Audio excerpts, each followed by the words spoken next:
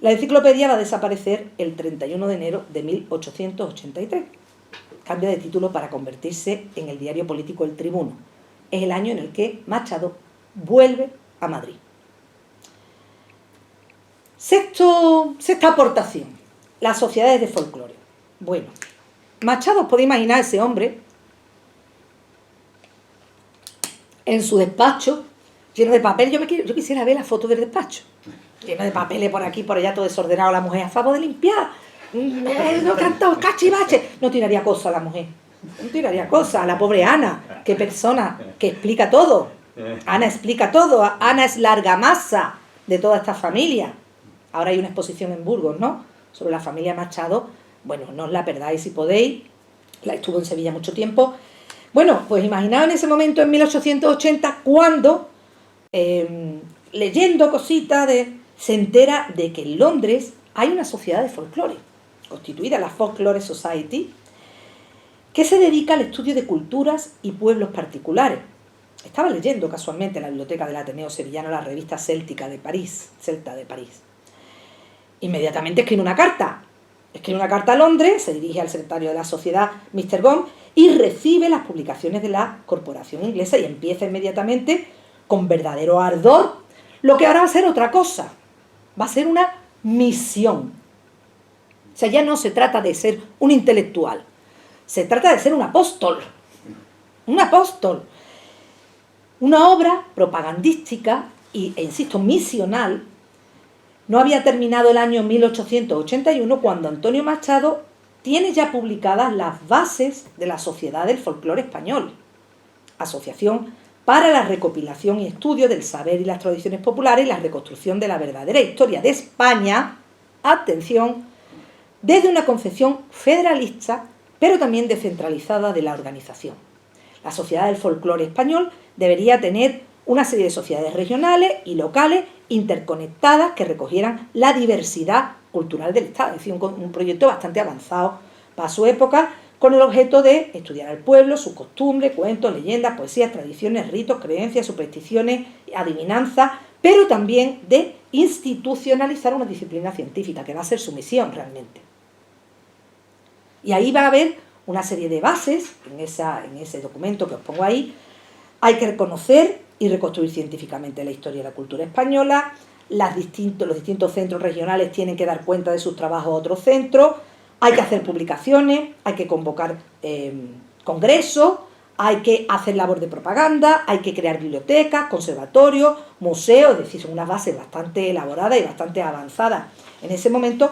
Y la sociedad se va a dividir en 4 secciones e inmediatamente empieza Machado a tomar contactos con revistas europeas, a promocionar la creación de otras sociedades y a buscar que se desplieguen estas sociedades hermanas, las va a llamar así, en Extremadura, Castilla, Galicia, Asturias, Cataluña y por supuesto otras locales y de las colonias, porque todavía pensad que estamos con Filipinas, Cuba y Puerto Rico encima, ¿no? Es de lógica que la primera sociedad regional que se creara fuera la Sociedad del Folclore Andaluz, cuya acta de constitución tenéis ahí a la derecha, en 1881, que inicia su andadura. ¿Dónde va a ser? Pues en la casa de Machado. En la casa de Machado y Álvarez, todas las tardes se reunían, otra vez que vamos, yo querría haber tenido un agujerito para ver todo eso, ¿no?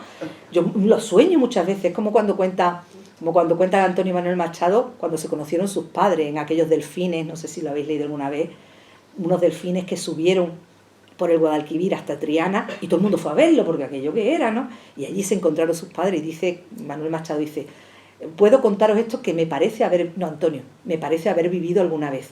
Pues yo a veces pienso si habré vivido alguna vez estas reuniones de esta gente, ¿no?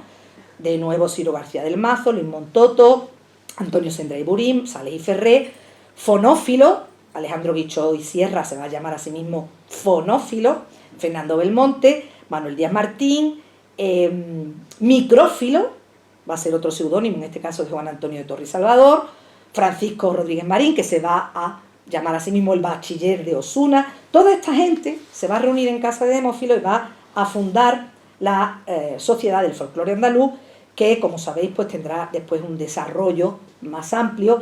Bien, es verdad que en paralelo a que se funde, por ejemplo, en 1883 se va a fundar el folclore toledano, después el castellano, Después, en el 84, Pardo Bazán va a institucionalizar en Coruña el folclore gallego, muy intervenido por Manuel Murguía, el hermano del esposo de Rosalía de Castro.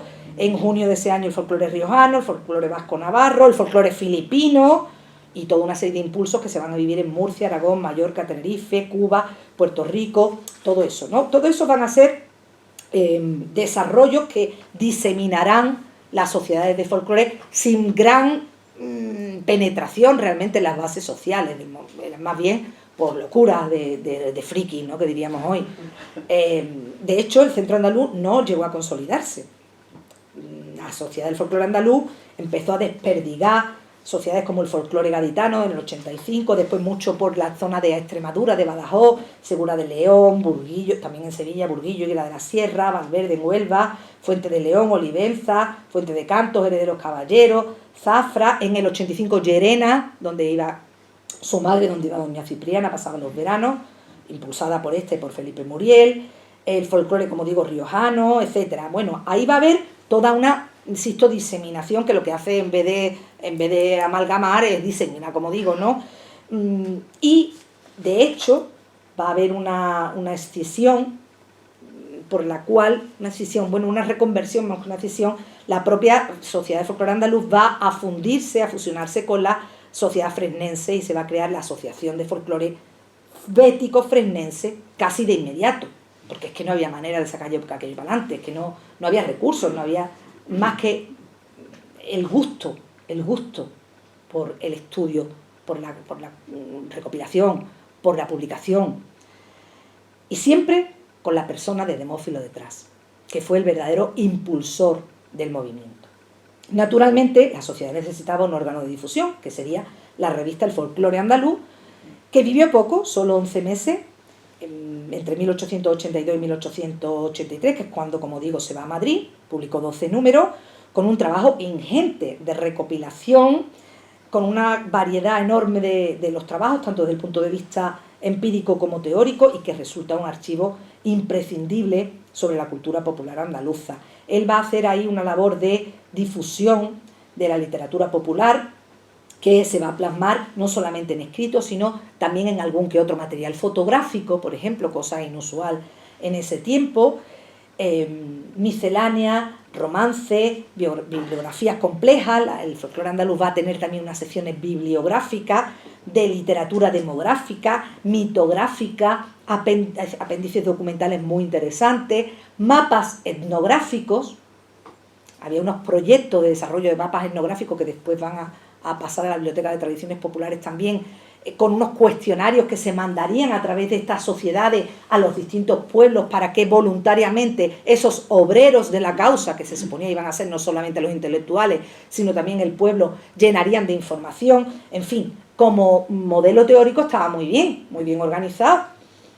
Es verdad que en estos autores encontramos verdaderas joyas. Ahí están Antonio María García Blanco, está Schuchart, está Asensio y Toledo, está también muchos extranjeros, por ejemplo de Portugal, Braga, Leite de Vasconcelos, Joaquín Costa, todo el grupo sevillano, su padre, su madre, todo el mundo participa de esa revista, y veis alguna ordenación. La ordenación se hace por autores, no se hace por índice, y ahí está toda la obra de uno y de otro. Ahí tenéis, por ejemplo, a la izquierda la de Machado, no se ve muy bien, y después hay un índice general de materia, un índice alfabético de materia.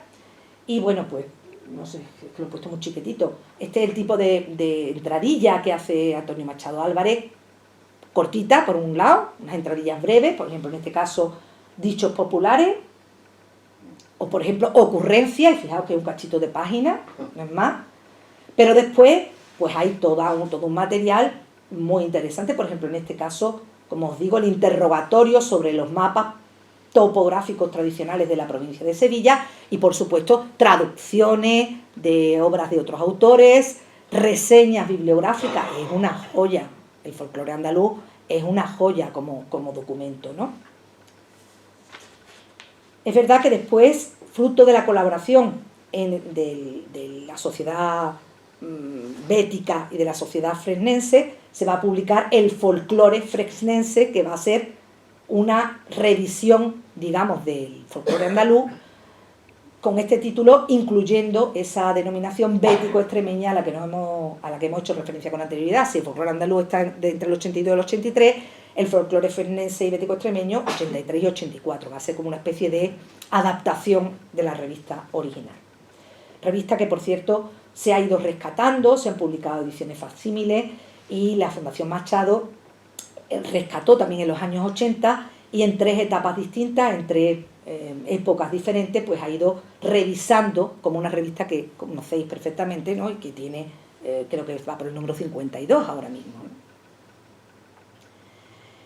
En todos estos años, además, está desarrollando el trabajo de volúmenes fundamentales, como por ejemplo en 1880 la colección de enigmas y adivinanzas en forma de diccionario, obra primera y original en su género, con 500 páginas, que se distribuye como todo. Este hombre, los libros que publicaba, como insisto, no tenía cómo llevarlos a la imprenta, no tenía con qué pagarlos, pues era vender. Entonces hacía su propia labor de mediación con amigos a los que llamaba, oye, ¿a qué librero de París puedo mandar esto? Oye, ¿a qué librero de Burgos? Oye, que está continuamente, o sea, su correspondencia está plagada de estas cartas en las que expresa con absoluta sinceridad que no tiene un duro y que tienen que ayudarlo y va tirando de amigos, vaya, una cosa más vieja que te veo, ¿no? Va tirando de amigos para que le digan, oye, ¿tú conoces a alguien en Viena que pueda vender estos libros?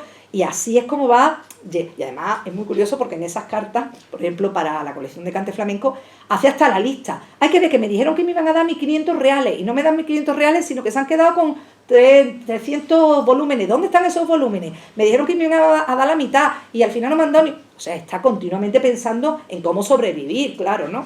Y este libro le pasó eso también, ¿no? Que intenta distribuir en contactos directos e indirectos con unas librerías de ciudades europeas y que dependían para su publicación exclusivamente de las aportaciones de las ventas de los ejemplares.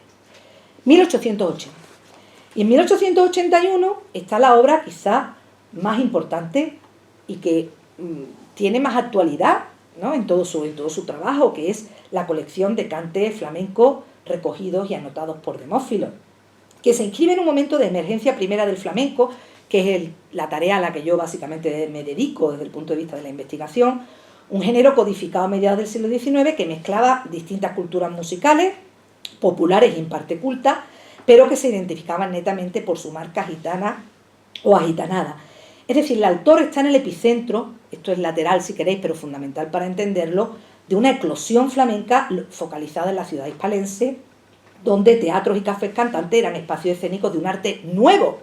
Porque pensad que el flamenco, que podéis pensar que está en una cueva y que el flamenco nace a mediados del siglo XIX, hace 3 días, es un arte contemporáneo como lo va a ser la fotografía o como lo va a ser, y todavía entonces está casi naciendo el impresionismo, ¿no? O la luz eléctrica. Es un arte contemporáneo al que se le pone, por cierto, nombre en 1800, debe ser en 1840 y mucho, porque la primera vez que aparece flamenco como palabra definiendo estrictamente este arte es en 1847, es decir, que Demófilo está casi en el momento, 3 décadas después de que el flamenco haya nacido, y todavía iba a gatas, ¿no?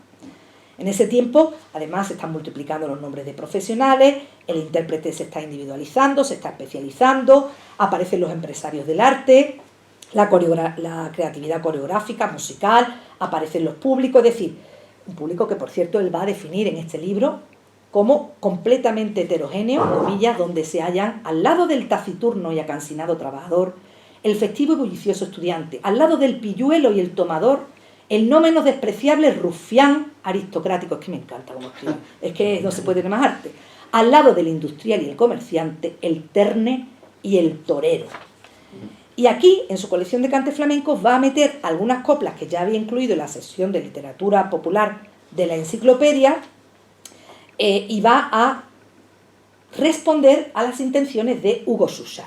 O sea, la colección de cante flamenco en realidad se crea como respuesta a este científico austriaco de la Universidad de Graz, que visita Sevilla en 1979, creo recordar, conoce ya la obra de Demófilo y le pide que recopile algunos cantes para un estudio fonológico que va a hacer sobre el cante flamenco. Y claro, imagínate, Demófilo, que no conocía a nadie, llega este hombre de Austria y le dice, venga, recopila. Y se vuelve loco, empieza a trabajar, Y así lo manifiesta él, comillas: a esta verdadera necesidad respondió la colección de cantes flamencos, en la que especialmente me propuse facilitar a mi excelente amigo, el señor Suchard, algún material escrito que pudiera servirle de motivo para sus investigaciones filológicas y fonéticas. El libro va a recibir, la colección de coplas, reseñas de inmediato, en general laudatorias, no muchas tampoco. Va a ser considerada el origen de la flamencología, bueno, término que, en fin, no solo, dice, creo, Félix Grande, no solo porque las páginas anteriormente existentes sobre el tema eran muy escasas, sino también y principalmente porque la orientación de este trabajo de Machado era tentacular y rigurosa. 1881. Además, se publican la colección de cantes flamencos, 10 cantes flamencos de Suchard, y se publica el primer cancionero flamenco de Manuel Balmaceda, que era un ferroviario, también tieso, el pobre, que tenía esas intenciones románticas, ¿no? Bueno, Suchard después con él tuvo su aquel, porque no veía la oposición entre los gitanos y los flamencos como lo veía Machado. También tuvo su crítica de Sbarbi, que dijo, bueno, ya que hace esta colección, pues mete transcripciones musicales, fíjate si las hubiera hecho. ¡Wow! ¿No? Porque todavía no tenemos grabaciones en ese momento. Decía que la notación musical debería haberla incluido. Bueno, ¿qué tiene la colección de cantes flamencos? Pues tiene 881 composiciones, la mayoría de las cuales todavía se cantan. Perdón, un dato esencial: es que no es un fósil literario el que vemos en la colección de cante flamenco, es un cuerpo vivo todavía, que va a diferenciar según el tipo de cante para bailar y para escuchar.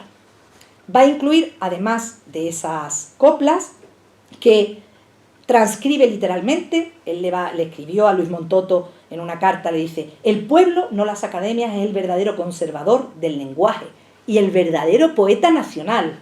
Estudia al pueblo, le daba cada leña a Montoto, estudia al pueblo, que sin gramática y sin retórica habla mejor que tú, porque expresa por entero su pensamiento, sin adulteraciones ni trampantojos, y canta mejor que tú, porque dice lo que siente.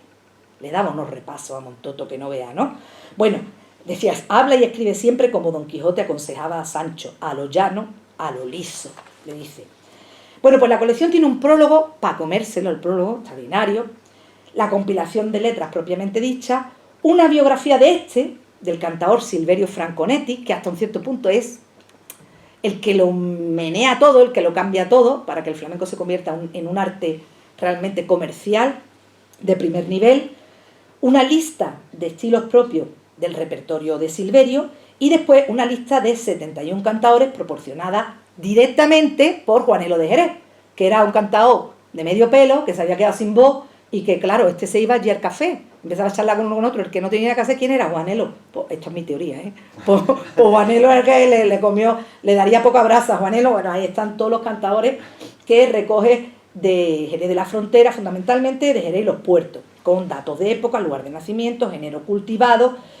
Pero bueno, ¿qué es la obra colección de cante flamenco recogidos con J y anotados por Demófilo? Pues es una recolección, pero es también un ensayo en su prólogo, y es también una verdadera ola de apuntes críticos. Expone escuetamente las coplas, pero va continuamente, lo veis ahí, espero, anotando referencias, explicaciones a pie de página. Están las 881 letras y están después las 250 notas a pie. Y el librito es así de chico, chiquitillo, chiquitillo. Pues ahí va todo, ahí cabe todo. Soleares de 3 versos, solearillas, soleares de 4 versos, seguirilla gitana, polos, caños, martinete, tonal, liviana, 9 debla, petenera, y después 108 coplas de Silverio.